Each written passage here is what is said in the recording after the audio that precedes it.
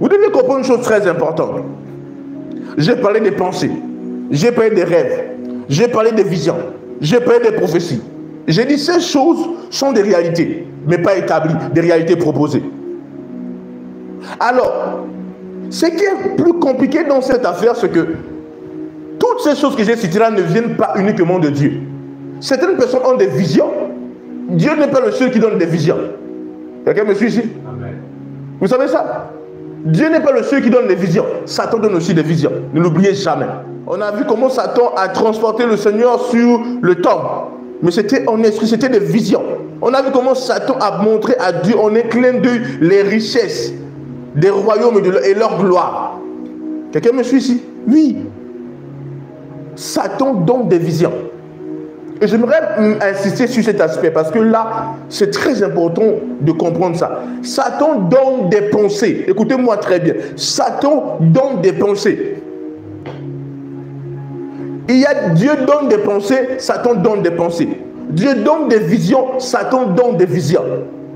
Quelqu'un me suit ici? Oui. Dieu donne des imaginations, Satan donne aussi des imaginations. Hein, quelqu'un me suit ici? Amen. Dieu donne des rêves, Satan donne des rêves. Quelqu'un me suit ici? Oui. C'est vrai qu'il n'y a pas que Dieu et Satan qui donnent ça. Même la multitude des pensées peuvent enfanter des rêves. Mais encore là, les pensées qui sont multiples là, qui a inspiré ces pensées? Vous devez comprendre ça. Regardez, Dieu, à travers un ange, peut donner une voix. Tu peux entendre un ange, mais un démon aussi, on peut l'entendre. Il y a des gens qui ont entendu des démons. Certaines religions sont nées, pas parce qu'un ange a apparu à quelqu'un, certaines religions sont nées parce qu'un démon a apparu à quelqu'un. Oui. Frères et sœurs, moi je vous parle. J'entends la voix des anges, mais j'ai aussi entendu la voix du diable. Les anges, ils parlent, je sais que ça c'est l'ange de Dieu qui a parlé. Je peux être comme à demi éveillé et à ce but j'entends une voix. Et je peux être là, si j'entends une voix, je sais que c'est Satan. Oui. Toutes les informations que tu reçois par des différents canaux là, le diable peut donner ces informations. Et c'est là le grand danger. Alléluia. Est-ce que je peux avancer? Avance en fait. Alors, déjà, je dis que les visions, les rêves, les prophéties sont des réalités mais qui ne sont pas imposées. En fait, nous sommes les responsables des impositions des réalités dans nos vies. Mais certains ne savent pas qu'ils sont responsables parce qu'ils ne savent pas ce qu'ils font pour imposer une réalité.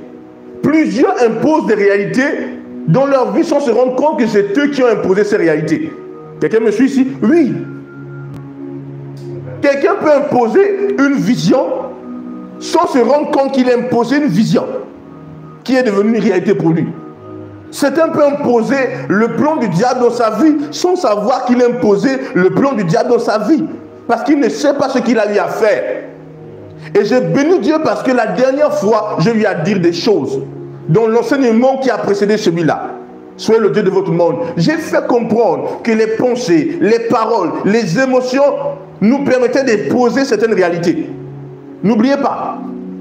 Le Seigneur a dit, ce que vous lierez ici-bas sera lié dans les cieux. Tout ce que vous délierez ici-bas sera lié dans les cieux. Nous avons vu comment le Seigneur a dit à Ézéchiel, il a dit, penses-tu que ces ossements peuvent revivre? Il a dit, Éternel, tu sais. Il a dit, prophétise.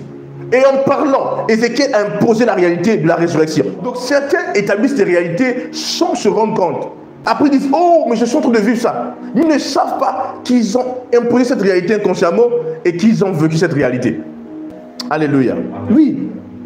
Alors, vu que certaines personnes ne savent pas qu'ils ont imposé certaines réalités dans leur vie, ça devient très, très, très compliqué. Parce qu'ils vont recevoir des idées, ils vont recevoir des images, ils vont recevoir des visions, sans savoir d'où viennent ces visions. Et ils vont les imposer. Sans savoir qui les impose. Et ils vont vivre des choses sans savoir pourquoi ils les vivent. Or, c'était des réalités qui n'étaient pas imposées, qu'ils ont pris la peine d'imposer et qu'ils sont en train de subir. Alors, j'ai dit quelque chose, j'ai dit Satan donne des visions. Écoutez-moi bien, très bien. je suis un prophète. Et vous le savez, que ce soit ceux qui sont là ou même ceux qui sont un peu de partout, que je donne des prophéties et des choses arrivent. Alléluia. Oui. Amen. Amen. Amen. Je vis des visions, des transports en esprit.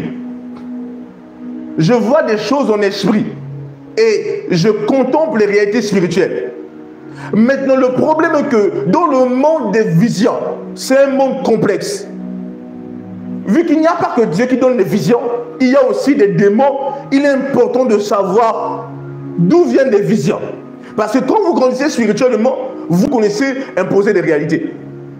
Ok, je vais dire quelque chose de très simple.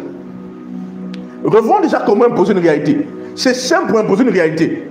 On impose une réalité en déclarant cette réalité. On impose une réalité en l'acceptant dans sa pensée. On impose une réalité en la déclarant. Il est dit, car il est tel les pensées de son âme. Tes pensées deviennent une réalité. Les pensées que tu acceptes et que tu acceptes et que tu libères dans tes paroles, ces pensées deviennent des réalités. Le rêve que tu as accepté et que tu as cru, que tu libères dans tes paroles, devient une réalité. Par exemple, je te dis une chose. Si tu dors, tu vois que tu as fait l'accident. Et tu te réveilles, tu as peur. Tu n'annules pas.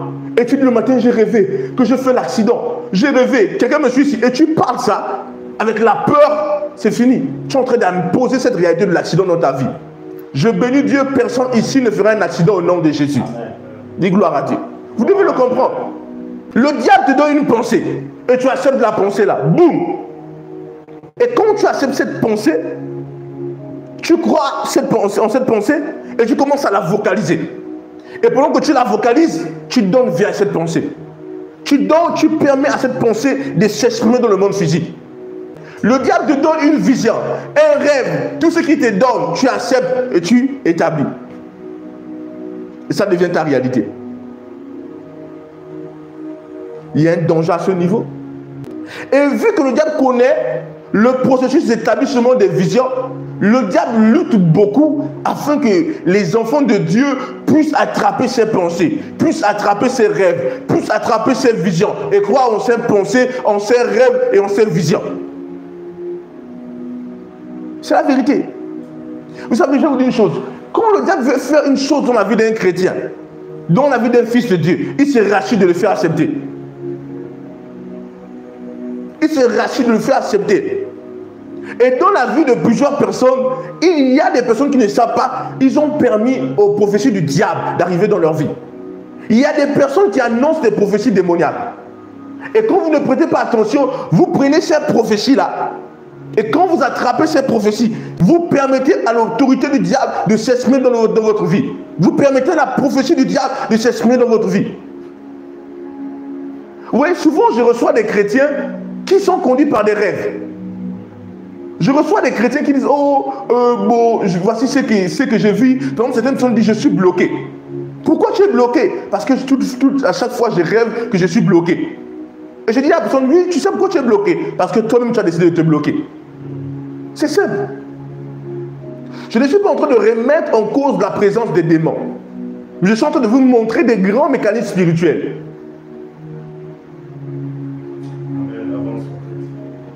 Il dit non, tu sais, ça fait depuis 7 ans, depuis 10 ans, je suis bloqué. Je dis, mais pourquoi tu es bloqué? Non, je suis bloqué. Ou on m'a dit que je suis bloqué. Ou je rêve que je suis bloqué. Ah bon? Tu rêves que tu es bloqué. Mais c'est à cause de ça que tu es bloqué. Et beaucoup ne se rendent pas compte de ça. Regardez, il y a un passage que ceux qui m'écoutent tous les jours, je cite tellement ça. Romains chapitre 12, verset 2. C'est trop glorieux. Il dit, ne vous conformez pas au siècle présent, mais soyez transformés. Soyez métamorphos par le renouvellement de votre intelligence. Il dit, ne vous conformez pas au siècle présent. Non. Il dit, votre transformation est étroitement liée au renouvellement de votre intelligence. Beaucoup de chrétiens disent ça et passent à côté. Le mot transformer ici vient du mot grec métamorpho, qui signifie changer d'état. Désolé du terme, un chrétien n'est pas pauvre. Il dit quitter de pauvreté de pauvre à riche par le renouvellement de votre intelligence. Il dit quitter de l'état de malade à plein de santé par le renouvellement de votre intelligence. Il dit changer d'état par le renouvellement de votre intelligence. L'intelligence est un outil majeur. L'intelligence est l'instrument de Dieu pour ta transformation. Dieu ne peut pas te transformer s'il n'a pas pu utiliser ton intelligence. Ton intelligence est fondamentale pour ta transformation. Et le diable le sait. Alors, quand le diable veut que tu puisses vivre certaines choses, il se rassure d'intégrer cette chose dans ton intelligence. Regardez ce que Satan fait. Jésus dit à ses disciples, il dit, qui pensez-vous que je suis? Le disciple de Jésus dit, le disciple là, il était glorieux. Il dit, c'est moi Pierre. Tu es le Messie, le Christ. Alléluia. Oh, Jésus dit, waouh, Messie, non, Pierre, tu es fort. C'est le Saint-Esprit qui t'a révélé ça. Ce n'est pas la chair et le sang. C'est l'Esprit de mon Père. Il a donné à Pierre les galons. Un temps après, Jésus parle et dit, écoutez, je vais aller à la croix. Je vais mourir et je vais ressusciter. Pierre, dans son zèle, il prend Jésus, il ménage Jésus. Il dit que Dieu me traite dans toute sa rigueur, tu n'iras pas là-bas. Pierre est en train de dire à Jésus que tu n'iras pas à la croix. Et Jésus dit, arrière de moi Satan. Jésus ne parle pas à n'importe qui, il parle à Pierre, celui qui a parlé par l'Esprit de Dieu. C'est pourquoi je dis aux chrétiens qui sont dans les assemblées de faire attention, ou dans l'église. Parfois, on t'a encouragé, mais tu as pris un mauvais zèle. Jésus encourageait Pierre. Il n'a pas dit à Pierre que Pierre, tu es possédé toujours par le Saint-Esprit. Jésus encourageait Pierre. Et Pierre allait se perdre gratuitement. Alléluia. Dans le zèle là, Satan a commencé à parler par lui. Alléluia. C'est très important de comprendre ça. Et là, qu'est-ce qui se passe? C'est que Jésus dit à Pierre, arrière de moi Satan. Il dit quoi? Arrière de moi Satan. Est-ce que Pierre c'est Satan? Non. Mais qu'est-ce que Pierre a eu à voir? Pierre a reçu la pensée du diable. Et le diable a imposé sa pensée dans l'intelligence de Pierre. Et la pensée du diable est devenue la pensée de Pierre. Et Pierre a vocalisé la pensée du diable. Qui me suit ici? Oui. Et pourtant, Jésus n'a pas dit à Pierre, je vais mourir, je vais disparaître. Non, Jésus a dit, je vais mourir, mais je vais ressusciter. Il a bien dit ça. Mais Pierre a dit, quelqu'un me suit ici? Amen. Pierre a vocalisé la parole de Satan. Jésus a dit, arrière de moi, Satan. Et c'était le mot, les autres disciples ont dit, oh, Jésus chasse, dit à Pierre, arrière de moi, Satan. Pierre a peut-être dit que, oh, Jésus me dit, arrière de moi, Satan. Oui. Parce que Satan a trouvé une voie pour vocaliser sa pensée. Pierre a accepté la pensée de Satan. Et Satan s'est permis de s'exprimer à travers Pierre. Et quand Jésus a reçu la parole, Jésus a su que c'était Satan. Mais si Jésus recevait la parole, Jésus pouvait ne pas aller à la croix. Est-ce que vous savez ça? Oui. Jésus a dit une chose. Il a dit que personne ne m'arrache ma vie. Je donne ma vie pour mes brebis. Donc s'il donnait, il pouvait refuser de donner. Quand Pierre est venu couper l'oreille de Machiche, Jésus a dit, Pierre, qu'est-ce que tu fais?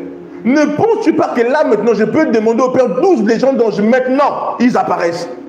Donc c'était possible que Jésus refuse d'aller jusqu'à la croix. Et donc Satan libérait une pensée pour que Jésus puisse accepter une réalité et la manifester. Quelqu'un me suit ici? Vous devez le comprendre, vous devez faire attention à cette dimension-là.